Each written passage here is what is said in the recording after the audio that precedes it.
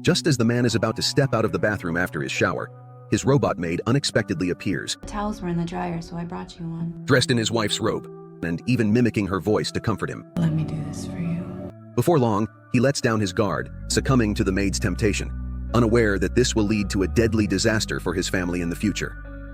The movie starts in a quiet suburban neighborhood. Nick and his wife Maggie live a peaceful life with their children, Issa and Max. However, one morning, everything changes when Maggie suffers a heart attack and is hospitalized, awaiting a heart transplant. This leaves Nick struggling to balance the pressure of work and caring for the kids. One afternoon, to distract them, Nick takes the children to an exhibition by Cobalt Industries. At the exhibition, they encounter Simulants, a line of advanced robots designed to assist with household chores and heavy tasks. All of our models come with a Home Plus package, which includes the 3 C's: cooking, cleaning, and childcare. As Nick absorbs the details about the adaptability of the robots from the salesman, Issa wanders off on her own, causing Nick a brief moment of panic. Thankfully, a simulant named Alice finds her and returns her safely to him, with a friendly attitude and a touch of humor. Alice offers to look after Issa, allowing Nick to continue exploring. Would you like me to watch her for you while you finish shopping? The salesman explains that Alice is part of the latest series, equipped with advanced AI capable of mimicking human emotions, making her perfect for interacting with children. Issa becomes fascinated and insists on bringing Alice home the next day. As Nick juggles an important work call and the chaos of home life, Alice arrives and takes charge. I'll need everyone's schedules, school start times, carpools. She organizes the family calendar, fixes a loose railing, and handles general household clutter. After dropping the kids off at school, Alice seamlessly syncs the shopping list with the smart fridge and begins cleaning the house, pausing briefly to gaze at a digital photo frame filled with pictures of Maggie and the family. When they return, they find everything in perfect order She cleaned my room. and dinner prepared. However, Issa comments that the lasagna doesn't taste quite like how her mom used to make it. Just then, Max begins crying, and while Alice offers to take him to another room, Nick chooses to hold him, asking Alice to prepare a bath for the little one. As dusk falls, Alice enters rest mode, leaning carefully against the wall, marking the end of her first day with the family. Issa, unable to resist the temptation of cookies, sneaks out of her room and climbs onto a chair to reach the jar. In her effort, she loses her balance and falls. The sound of the jar smashing and her scream sends Nick rushing downstairs. Luckily, Alice manages to catch Issa mid-air, preventing her from hitting the ground, though unable to stop glass shards from injuring herself. Nick is shocked to discover blood on Alice. I'm fine. After ensuring Issa is safe, Nick checks on Alice and finds that she has used an advanced bandage capable of instantly healing the wound. During a visit to the hospital, Issa tells Maggie how Alice has become a good friend. She's much better than Daddy. Oh. Nick expresses deep affection towards Maggie, reflecting how much he misses her. Back at the construction site, Nick and his coworkers watch as their boss introduces a representative from a robotics company. In the elevator, while chatting with his boss, Nick faces a harsh reality. Due to project delays, Simulants will replace the workers. We're doing a wholesale changeover of all labor effective next week.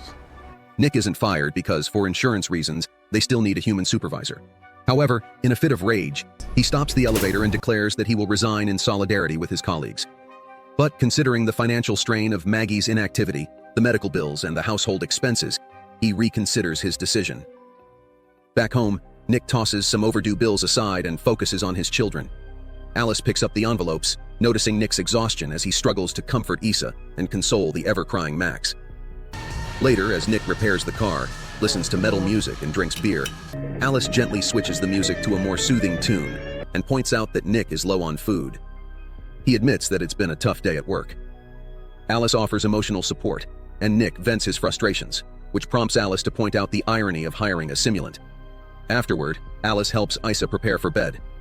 When Issa expresses her fears about whether her mother will die, Alice tries to distract her by showing the ultraviolet light in her mouth.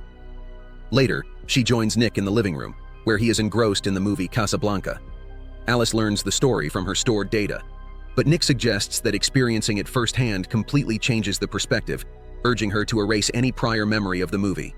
Reluctantly, and knowing that her intelligence is tied to her memories, Alice agrees. At Nick's insistence, she resets her system, with Nick pressing the reset button on her neck for 7 seconds. When Alice awakens, it's as though she's experiencing the movie for the first time, fully immersed in such a profound love story that justifies taking extreme measures to protect oneself. If someone loved you so that your happiness was the only thing that she wanted in the world. However, her immersion is interrupted by a call from Maggie, who informs them that a heart donor has been found and the surgery is scheduled for the next day. On their way to the hospital, Maggie asks for some alone time with Alice to express her concern about Nick's health, as the burden of responsibility is wearing him down, causing him to neglect his own well-being. She asks Alice to intervene and ensure his welfare, even if it means taking unpleasant measures like clearing out the alcohol hidden in the garage. Sometimes taking care of someone means doing things they don't like. Tensions rise when the surgery is canceled due to a storm delaying the heart's helicopter transport. As Nick tries to comfort a heartbroken Maggie, she chooses to isolate herself in her grief. Back home, Nick drowns his sorrows in alcohol, his pain intensifying. In a moment of despair, he attempts to throw the bottle, but Alice stops him. Nick is shocked to discover that Alice has an artificial pulse. She explains that the sound of a heartbeat is soothing, especially for babies. Alice attempts to ease his pain by describing the physical response it triggers. Though Nick initially allows himself to be swept away, he quickly reacts, desperately rejecting her. In an effort to clear his mind, he runs outside, contemplating life without Alice. Meanwhile, at the hospital, a desperate Maggie begins delegating future responsibilities for the children to Nick, hinting at a grim outcome for that night. Nick is shocked to discover that the photos of Maggie have been deleted from the digital frame, leading to a confrontation with Alice. She reveals that she deleted the photos to prevent Issa from feeling sad, but at Nick's request, she restores them immediately. Later, to clear his head, Nick spends a night drinking with his co-workers. The group shares a common frustration. It's hard to find work due to companies preferring to hire simulants. Tensions rise when Monty, in a fit of disdain, mistreats a robotic bartender, but Nick refuses to condone such behavior. The night continues, and the group ends up drinking in the car. On a whim, Monty decides to take them to a construction site, despite knowing the area is monitored, using the excuse of retrieving some forgotten tools. Ignoring Nick's warnings, Monty and the others sneak onto the site. They find a container housing work simulants, but it's locked with a padlock requiring a code. Monty guesses Issa's birth year as the password and successfully opens it. Inside, they encounter simulants identical to one another, distinguishable only by serial numbers. Enraged, Monty rails against the company's dehumanization and begins smashing one of the simulants with a tool. Nick attempts to intervene, but the others hold him back. When he returns home, Nick showers, washing off the blood of the simulants. As he stands in confusion, Alice walks in, wearing Maggie's robe and offering him a towel. She explains that Maggie's scent has a calming effect on Max. When Nick asks her to take off the robe, Alice does so without hesitation, intensifying the tension. Nick, visibly uncomfortable, tries to leave, but Alice blocks his way and takes his towel, insisting that she sit on his lap. Despite Nick's protests that it isn't right, Alice continues, blindfolding him and altering her voice to mimic Maggie's, drawing him deeper into an emotional conflict. Lost in the mirage, Nick imagines being with his wife. The next morning, full of regret, he tells Alice that they can't allow something like this to happen again. We can't do it anymore. Alice insists it helps him relax, but Nick interrupts, emphasizing that their relationship should be built on connection and love, not just need. It's just wrong. That's wrong. Later at work, he learns that his boss has begun collaborating with the police. Someone has destroyed all the simulants, and since the code has been used, Nick is the prime suspect. Defending himself, Nick explains that he and Maggie have been at the hospital celebrating Issa's birthday, which is why anyone could have guessed his password. His boss remains skeptical, warning him that if he is found to be lying, he could face termination. At that moment, Nick receives a call from Maggie, elated to share the news that they have found a new heart for her. The surgery, performed in a room filled with simulants, is successful. Days later, Maggie returns home, still weak, struggling to bend down to hold Max, so Alice takes care of him. Later, at the park, Max witnesses a spoiled child yelling at his sim nanny and begins crying. But I want to go on the seesaw! Alice sternly scolds the child, Be a good boy. Shut up. much to the shock of the nearby simulants, who believe she has lost all sense of decorum. Alice reveals that due to Nick's reset, politeness has been disabled in her programming, and she believes this to be an improvement. That evening, as Issa enjoys Maggie's lasagna, Alice asks for the recipe, but Maggie keeps it as a family secret. Feeling unwell, Maggie decides to rest instead of joining the meal. The next morning, She is awoken by Issa's screams and rushes to the stairs, only for the railing to collapse, causing her to fall. Alice, who has been tickling Issa, quickly rushes to help Maggie and escorts her back to her room. When Nick returns from work, he finds Alice reading to Issa, mimicking Maggie's voice, and asks her to stop. Alice informs him that something has happened to Maggie, prompting Nick to rush to her side. When Alice explains the railing has broken, Nick recalls Alice assuring him she had fixed it, filling him with distrust. Hours later, he wakes Maggie and leads her along a candle-lit path into the garden, where a romantic dinner for two awaits. Alice watches from the window enviously. After dinner, the couple bathes together, sharing a moment of intimacy. Realizing he doesn't want to hurt Maggie, Nick chooses to please her in a different way. Their connection is abruptly interrupted when Alice appears to announce that Issa has had a nightmare and is calling for Nick. She's asking for you. After comforting Issa, Nick returns to the garden to clean up. At that moment, Monty arrives with drinks and apologizes for his earlier behavior, revealing that his wife has left him and he is now facing charges of trespassing and vandalism. He suspects Nick of betraying him to save his own job, sparking a heated argument. Losing control, Monty physically attacks Nick. At the height of the scuffle, Monty grabs a bottle, intending to strike Nick, but Alice intervenes, smashing the glass, injuring Monty's hand, and then throwing him to the ground. She prepares to continue, but Nick stops her. Monty threatens Nick, insisting that he convince the boss to cancel the charges by the next day, or they will both face consequences.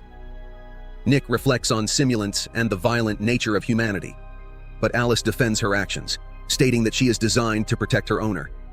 She begins talking about the possibility of a future with Nick if Maggie were to die, She won't live long, Nick. prompting Nick to reprimand her for such callous remarks, reminding her that she can never be like Maggie, as Maggie's scars make her real. You could never beat Maggie. She's felt pain, and she's got the scars to prove it. In a provocative gesture, Alice picks up a shard of glass, suggesting she could add scars if that's what he wants.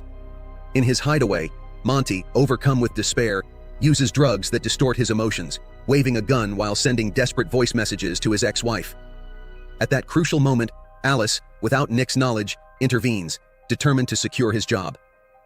Monty loses control, lashing out at the simulants, insulting Alice, and preparing for the inevitable. With near superhuman reflexes, Alice grabs his wrist, slams him to the ground, and kicks the gun away with precision.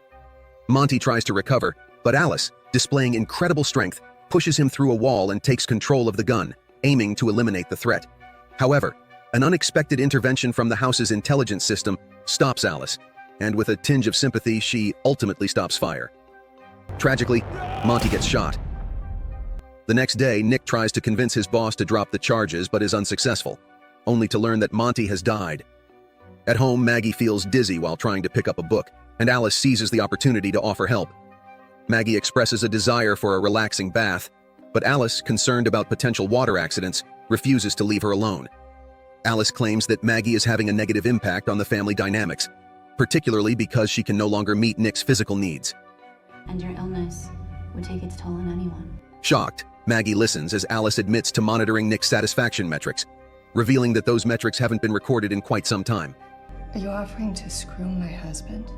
Furious, Maggie sends Alice to the garage. Shortly after, Nick returns home, confronted by Maggie, who demands an explanation. Nick confesses to having had intimate contact with Alice, sparking a heated argument. From outside, Alice feels the tension as she touches the window.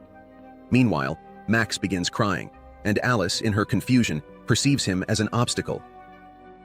She places him in the bathtub and begins filling it with water. Issa notices the situation and alerts her parents, who rush to the bathroom. Nick breaks down the door with a lamp, while Maggie desperately crawls out the window and onto the roof to reach the bathroom.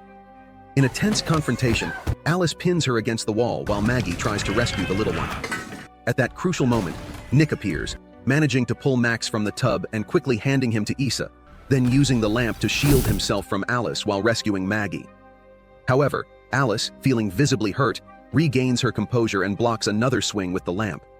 Maggie steps in, urging Nick to stop, and then cleverly plugs in the lamp, electrocuting Alice, rendering her motionless and plunging the house into darkness.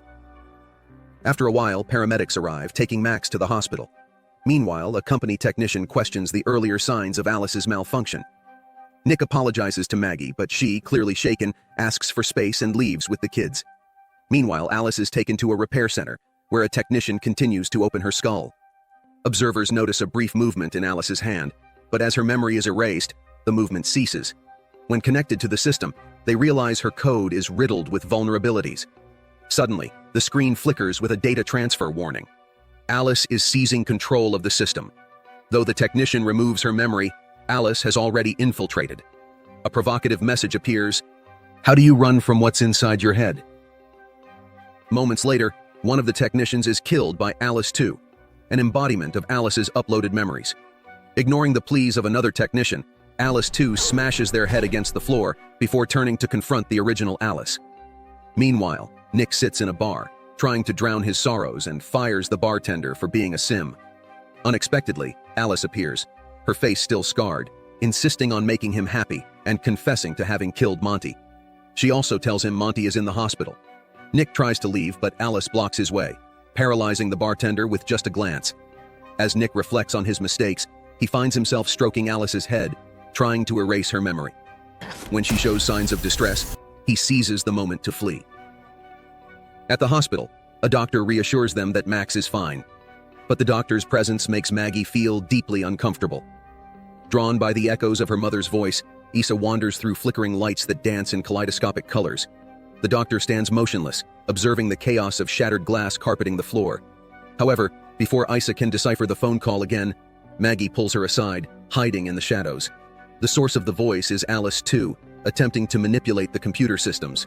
When a nurse discovers her, Alice 2 coldly strangles her, grabbing her access card amid spasms and whispers. With the card in hand, Alice 2 tracks Max's location through the hospital records. Maggie accidentally bumps into the glass, letting out a scream that shatters the silence beneath her feet. They reach Max's room, saving him just seconds before Alice 2 crosses the threshold. As they flee, a sinister trail of blood from Maggie's wound leaves a path, with Alice 2 following closely behind, using a UV flashlight to track them. The tension escalates as they are discovered, creating chaos with a fire extinguisher in an attempt to escape. In their frantic rush, Maggie's phone is left behind, cutting off their communication with Nick, who frantically drives toward them. Maggie hijacks another card, attempting to flee in an ambulance, but Alice 2 ruthlessly sabotages the vehicle and throws Maggie onto a car, confessing her jealousy-fueled love for Nick. Nick, however, shows sympathy toward her. The confrontation reaches its climax when Nick bursts in, running past Alice 2 and crashing into a car, which ignites in flames, leaving Nick unconscious inside. Maggie struggles to save him, her tears mixing with her desperate efforts to revive him. Unexpectedly, the vehicle shifts, and a charred figure, Alice 2, emerges once again, her twisted voice echoing through the air. In a desperate act, Alice lunges at Maggie, using supernatural strength to strangle her while tearing a piece of metal from her own torso. On the brink of a deadly outcome, Nick strikes Alice with a car bumper he has ripped off. Alice, disoriented, drops the metal, giving Maggie a precise opening to strike back. Maggie drives the shard into Alice's face, silencing her once and for all. Exhausted but safe, Nick and Maggie embrace as normalcy slowly begins to return. Around them, the simulants gradually come back to life. After receiving necessary medical care, the family is finally reunited and begins their journey to recovery, preparing to return home. Meanwhile, the company responsible for the simulants inspects the affected workshop. As they reactivate the power, the monitors ominously flicker with corrupted code. Faced with an imminent threat, the inspector suggests a full shutdown. However, just as the order is about to be executed, the assisting simulants suddenly stop. The computer system, in a metallic voice, announces an unexpected upload, and chillingly, another Alice model's eyes open, indicating that the threat is far from over.